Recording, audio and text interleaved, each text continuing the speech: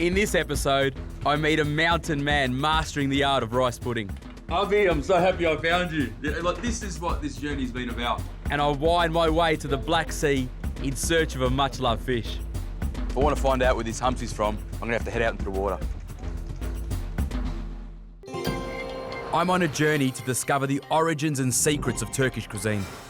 To really understand this food, I need to get to the source. So come with me as I travel from the Aegean Sea to the plains of Anatolia. From the heart of an empire in the west to the brooding Black Sea of the north. Then it's back to my kitchen to use what I've learned and give it my own spin.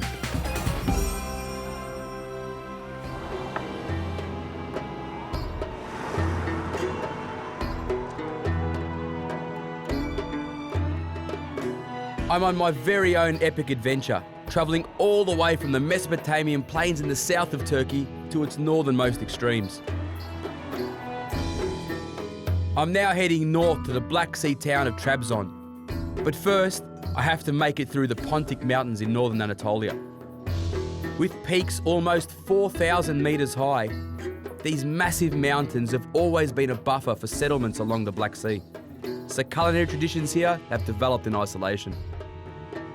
I've been driving for hours now. I'm starting to get a bit hungry. I'm on the search for this town called Hamsi. And from what I hear, they make some pretty great food. But the trouble is, you can't bloody find it. It's not on the main road. It's a little town off a beaten track.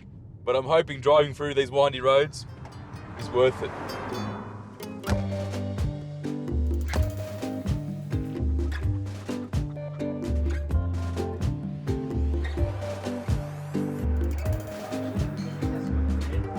The first thing I'm going to do now that I've finally made it to Hamsi is check out the local version of rice pudding, known as Sütlaç. Local legends suggest Sütlaç was created here because in 1934, Ataturk was coming to this village and they wanted to create something to welcome him. Osman Gunel serves up 100 kilos of it every day at his restaurant, Hamsi Yala Lokantasi. And this is a man on a mission to make this simple dish, made with very few ingredients, the best it can possibly be. Merhaba. Merhaba. You're making sütlaç. Sütlaç. Yeah? What's inside? İçerisinde pirinç, süt, şeker de koyacağız öyle. Daha şekerini koymadık. Son 15 dakikada şekerini koyacağız. Hamsi sütlacının böyle güzel oluşu, kaliteli oluşunun sebebi sütündendir yani. Bu doğada otlayan hayvan aşağı yukarı 2000 çiçek otluyor. Sütü de ona göre kaliteli oluyor. If you could be here, you can feel that this room is really warm. Outside is bloody cold, but you can smell all that milk slowly cooking down. There's no sugar in there yet, so it's really just that sweetness I can smell in the air is coming from the quality of the milk. Can I see the rice? So this is the Turkish, the Balo rice, yeah? Baldo. Taş pirinç. Buna taş pirinç derler. Erimez. Sulu yerde olmaz bu. Böyle kurak yerlerde olur yani. This Turkish Balo rice is really different. You can't make this with long grain or basmati. I love this stuff. I use it back at Maha all the time. It's similar to a really short grained arborio or even sushi rice, I'd say what it's more closely related to. And it doesn't dissolve in water. You can cook it and cook it. It's not going to start to break away. It's always going to stay nice and thick and holds its grain. Yıkamak mecburiyetimiz var onu. En az 5 defa yıkamamız lazım pirinci ki nişastasız çıksın. Biz de rahat rahat pişirelim onu. Fazla pişirelim de böyle özleştirelim onu. Kaymak haline getirelim onu. The milk is cooked down for a couple of hours before adding the rice, and then it's cooked for a further half an hour. I love how passionate he is about something that's so simple. It's rice, milk, sugar and salt. It's the best that it can be. He loves cooking it, and I think it's going to be a cracker dish. Avi, I'm so happy I found you. This is what this journey's been about. There's guys like this who are producing something that's so simple, with so much passion and dedication to every ingredient, and there's only 3 or 4, and he just produces something which is exceptional. That's what I wanted to find on this journey. These are the dishes that I really wanted to see. Çok sağ ol abi. Once the sütlaç is cooked, it's then poured into individual pots and left to set. Then it's ready to taste.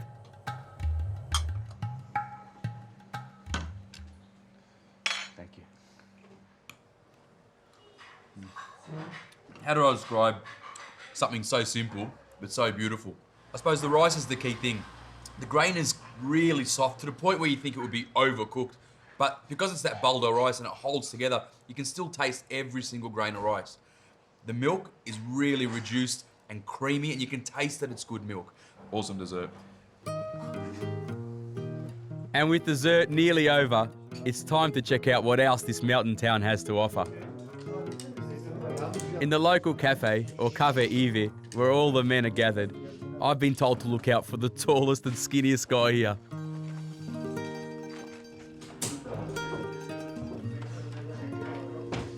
It's freezing out there. Hi, merhaba. Merhaba, How are you? hoş geldiniz siz. Buyurun eve gidelim, bir şeyleri ikram edelim. Evim hemen aşağıda. Shuraf Bus is taking me home to meet his wife Fatma.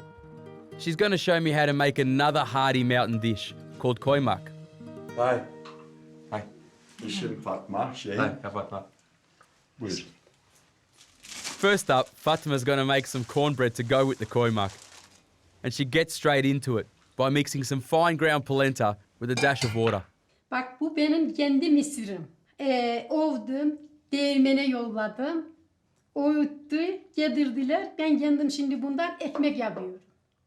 So it's pretty simple, just homegrown cornmeal or really fine polenta, salt, yeast, not really any sugar, but normally you need some sugar to help the yeast grow. I'm assuming maybe the sugars in the corn actually help the fermentation, because I think that's now going to sit and rise, and then she's going to bang it in the oven and cook it. For the koymak, which is a cheese dish, Fatma makes good use of butter. It looks like some serious hardcore butter, looks great. Bu hamsi göğü tereyağı. So even the butter's local that they're using. Water is then added to the hot butter and it's thickened with corn flour or polenta. Şimdi böyle bir defada değil, unu bir defada vurmayacaksın. Az az. Pişecek. Vuracaksın ki yani kadılar bir de çok un vurursun pişmez. Olur şey gibi. It's starting to really thicken up. What we've made is sort of like a blonde roux, like in French cooking, where you get flour, butter, and you cook it to thicken sauces. Dil paniri, a stringy Turkish cheese, is then added. You wouldn't want to eat this if you're watching the calories. I don't know how her husband is so skinny. Şu yeter şuna, bu tamam. Time to tuck in. Bak şöyle alıyorsun şuradan. Şöyle bir yapandırıp. Like a Turkish fondue, eh? Yeah? The land around here tells you what to cook. This is mountain food. It's really warming, really nutritious. A little bit heavy for me, I think. I think if I ate all that, I'd be rolling down the hill on the way out of here. Thank you very much. Ağzına. Yeah. Ye. Well, I think that meal almost broke every diet known to man. Definitely put a few carbs on my belly. But as you can see, the weather's starting to close in and I need to get out of here, head towards the Black Sea and my ultimate destination of Trabzon.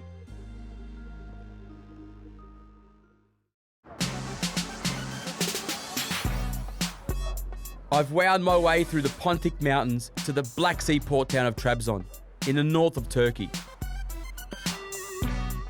On the outskirts of Trabzon, in a town called Akçabat, there's a place which has kofta making down to a fine art. Kofta is a legendary Turkish dish, and Nihat Usta is the best joint in town. You know, in the peak of summer, this place can produce over a ton a day of these little kofta. Now that's 35,000 every day. That's a hell of a lot of meat. This place has become a fast food pit stop for travellers like me coming through. But I have other things on my mind beside kofta. Sitting here by the waterfront, I realised that I haven't really found Trabzon's most prized culinary treasure. It's a little fish similar to an anchovy called a hamsi. And it's really sort of prized around here for a dish called a Hamsi Pilav. So to find it, I'm going to have to get out there. First thing next morning, I head out onto the water.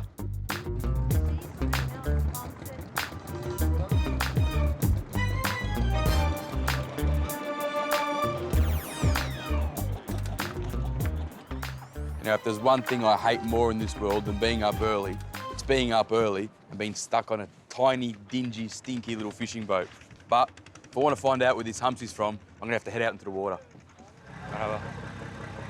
Adem Harmun is our captain. And not far out of the harbour, we find the local fishermen checking their haul.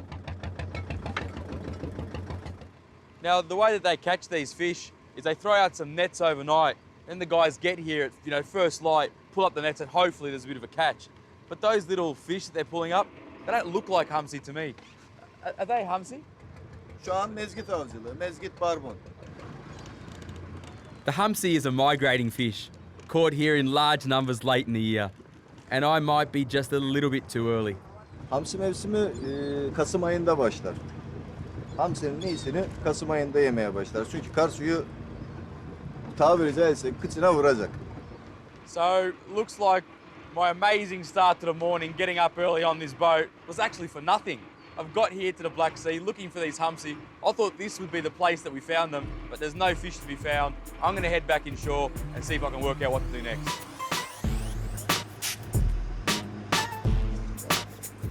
It turns out that Hamsi spawn in summer in the Azov Sea. That's in the northernmost reaches of the Black Sea, returning to these cold, deep southern waters in the winter.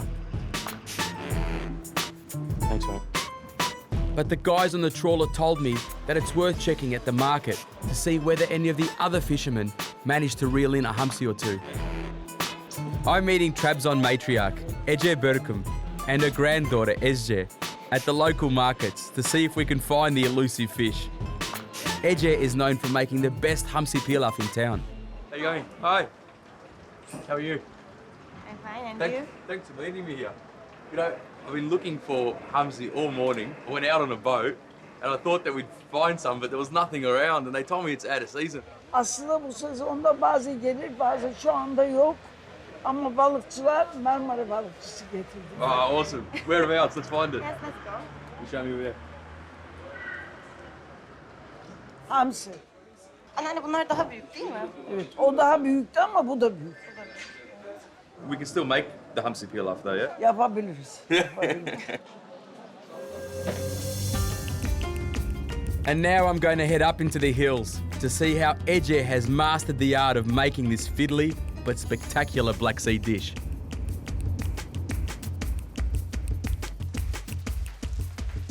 Önce şimdi hamsileri yıkayacağız. Onlar tuzla dururken içini yapacağız. Tuzlayacağım.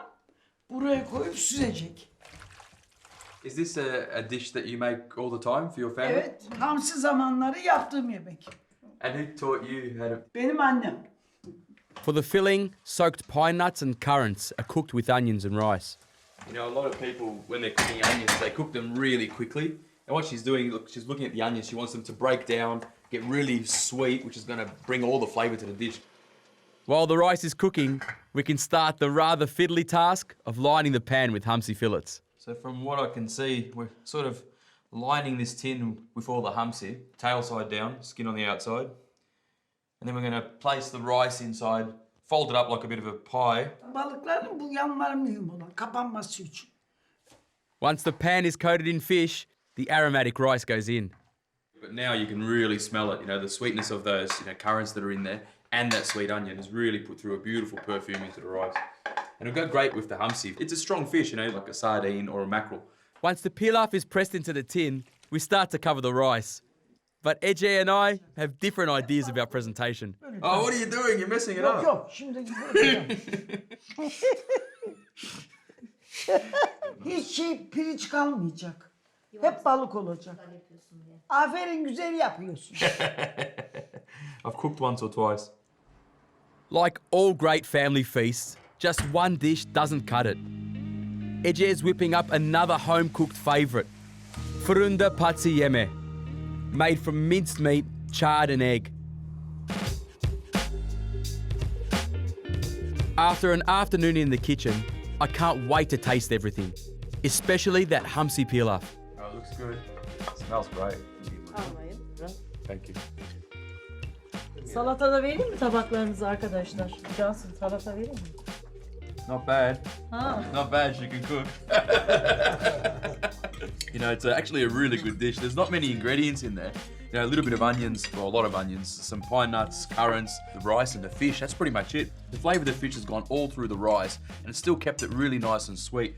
It's a cracker dish. I really like it. Thank you very much. Aklımıza gelmedi.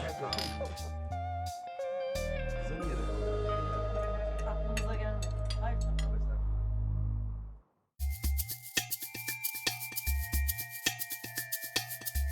The Black Sea port town of Trabzon is where I get my flavours from. For cornbread encrusted Hamsi, Hamsi Pilav, and roasted marshmallow Sütlaç. Now, every time I sat down for a meal in Trabzon, I had no idea why cornbread was such a big deal. It was everywhere, and I think that was the real essence of sort of the Trabzon and Black Sea region. So this corn meal is going to be just spiced up a little bit to really bring some life to those Hamsi. So some pul biber for some heat, a little bit of sumac just for some zest, some fennel seeds. Now I haven't roasted or cracked these because I want them to be whole, so when I cook them in the pan that they open up a bit, and when you bite them, you taste the fennel seed. I'm going to put some polenta in, just sprinkle it over the top. I don't want to put too much because it'll make it too hard to eat, but a little bit is going to make it really crunchy. Some walnuts. And just to finish it off, a few leaves of thyme. I'll give that a good mix, really mixing everything through. All right, so a really simple crumbing technique. Bit of flour, straight in the egg, and then into our cornbread crumb, which I'm really going to give it a good coat, because that's where all the flavour's coming from. And when that hits the pan with all that butter, it's going to taste even better. A couple of swigs of olive oil, and in that oil, I'm going to melt a couple of knobs of butter. The only other flavouring I'm going to add to this pan is some lemon verbena. And when that goes in with the butter, it's going to release the oil in the leaf and all go into that crumb, which is going to taste amazing. So brown those leaves in the butter, and I'm going to add the fish, skin side down. To keep the fish flat and try to get the skin underneath the crumb a little bit crispy. They look really tasty. And some of those lemon verbena leaves have sort of protruded into the crumb. Just a touch of salt, and they're done. All right, really simply, some yogurt that's had some garlic smashed through it. My Hamsi fillets. That garlic yogurt's really gonna mellow it out. Some of this gorgeous young sorrel, flowers from the lemon verbena, and just a drizzle with some olive oil. And that is done. That's my cornbread Hamsi with lemon verbena and garlic yogurt.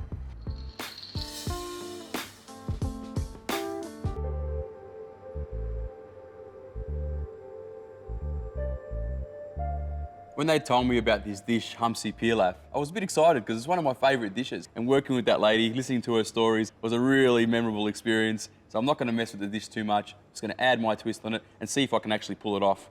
One thing that's going to make it stand out are these preserved oranges. So I've just preserved them exactly the same way that you'd preserve lemons. Salt, juice, spices. So first thing I'm going to do, brown off these pine nuts just in a little bit of oil. Add my currants. My preserved orange. Now these things are sweet, but they're also a bit salty, so I'm not going to add any salt until right at the end. That's smelling great already. Something that will be really nice with that is a little bit of that spice, that Lebanese 7 spice, that sabah baharat. You know, lots of cloves and cinnamon in there. That'll really help that orange along. Yeah, it smells good. So in there, got some baldo rice that's been 3/4 cooked. It's going to be a winner with all of our Hamsi. Added the butter to give it that luscious, really velvety consistency that all the best pilafs have. I'm going to add a bit of dill. Now, the next bit is pretty simple, just takes a bit of patience.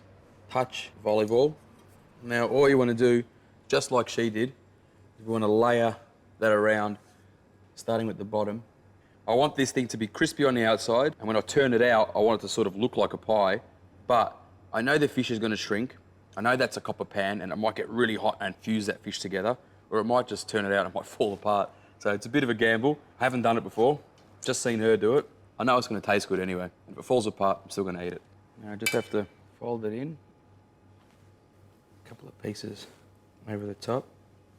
The pilaf goes in the oven with a ramekin weighted with salt. 200 degrees for about 10 to 15 minutes. For my garnish, I add fresh dill, parsley, coriander and mint to the mixer with garlic, salt, lemon zest, a splash of olive oil and a dollop of creme fraiche. Then just gently fold through the creme fraiche. I'm just going to put that in the fridge to firm up. Pull that pie out of the oven. All right. These are those moments. They're either going to look like a rock star or a flunky. So far, it's looking a little bit rock star. It's a bit brown, nice and flat, hasn't opened up, doesn't look to be stuck. All right, here we go. Come on, come on, come on, come on, come on, come on, come on. Well, it hasn't fallen apart yet, but I still need to flip it.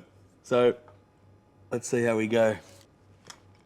All right, nice and cooked. Fish all the way around. All it needs is a nice scoop of our herbed creme fraiche. Just on top. Some of these beautiful dill flowers. A little bit more of this young sorrel. It doesn't look anything like hers, but that's my take on a Hamsi Pilav with herbed creme fraiche.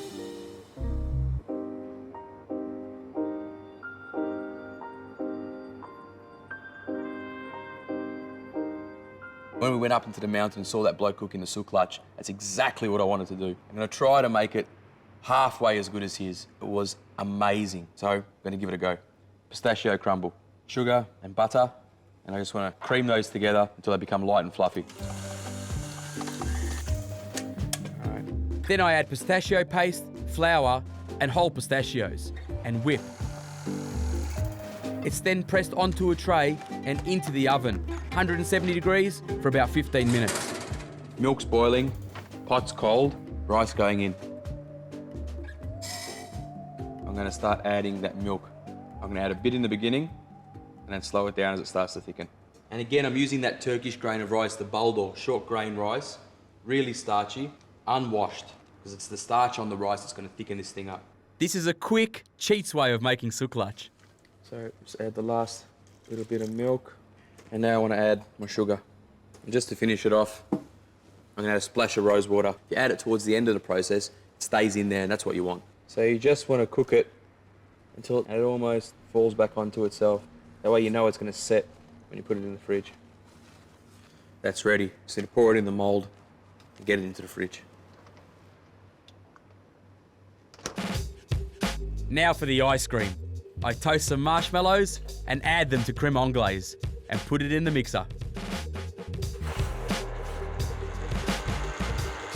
Then I crush the cooled pistachio crumble, ready to dress the Sütlaç. Okay, so the Sütlaç is set, and as you can see, it's really firm, and it's pretty much going to be like a custard in the bottom once you break through that top layer. My ice cream's churned up, and all those little pieces of burnt ash that have gone through the ice cream, it's going to give it that real roasted sort of charcoal marshmallow taste. Now, easy to put together. Pistachio crumble, just in the middle. Nice scoop of that marshmallow ice cream. It's really gooey. I'm just going to garnish that with some of these really beautiful edible herb flowers. Okay, there's no way this is going to taste as good as that bloke's did, but it definitely looks a lot better. That's my roasted marshmallow and rosewater Sütlaç.